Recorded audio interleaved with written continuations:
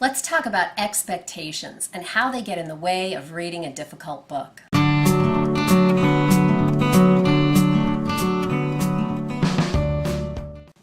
Today I want to talk about how expectations get in our way when we're trying to read a book and cause us difficulty. So all of us are readers, we've read a lot of books, and we have some idea about how a novel works. We know that it does certain things, and so when we go into a new novel, we have an expectation that that novel is going to do the same things.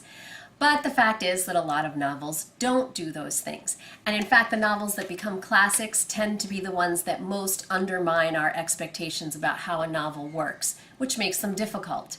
So I want to talk with you about a couple of strategies you can use for dealing with expectations and the difficulty that they cause when you're reading a novel.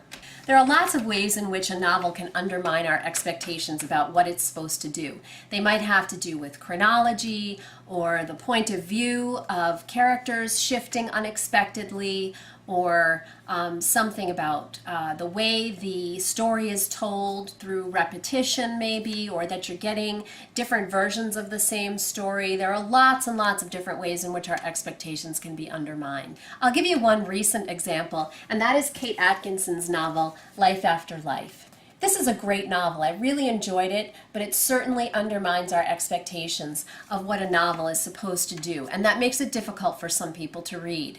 So Atkinson is playing around in some really unusual ways with chronology and also with repetition. If we go into Atkinson's novel expecting it to tell a story from beginning to end, or to tell a story consistently, then we're going to have a problem with this novel.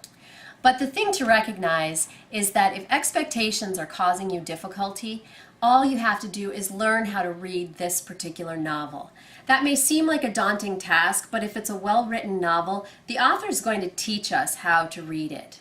So in the case of Life After Life, I just kind of went with it in the beginning, and it probably took me the first 50 to 100 pages to figure out what Atkinson was up to, and then of course she continued to undermine my expectations later in the novel. But by then I had kind of caught on to what she was doing, what her project was in the book, and so I was able to kind of go with those changes that she threw at me and appreciate them as creative new things in the novel rather than being frustrated by the fact that they weren't meeting my expectations for what a novel is supposed to do. So there are basically two strategies I'd like to leave you with in terms of dealing with expectations that are causing you difficulty. The first one is just to recognize that it's an expectation that's causing the problem. Step back when you're having difficulty with a text and ask yourself, what's the problem here? Is the novel doing something that I didn't expect it to do and therefore don't know what to do with? As soon as you recognize that, you can move on to the second strategy, which is just to go with it.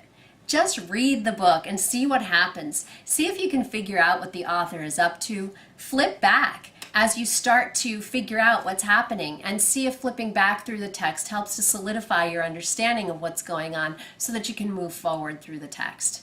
Some novels are more difficult than others, but a lot of difficult novels can be dealt with in this way if you just recognize that expectations are getting in your way, and then run with them and let the author teach you how to read the book. I hope these strategies will give you and your book club some courage to try a book that maybe you've been thinking was too difficult for you, and I hope they'll help you read that book successfully together. Read on!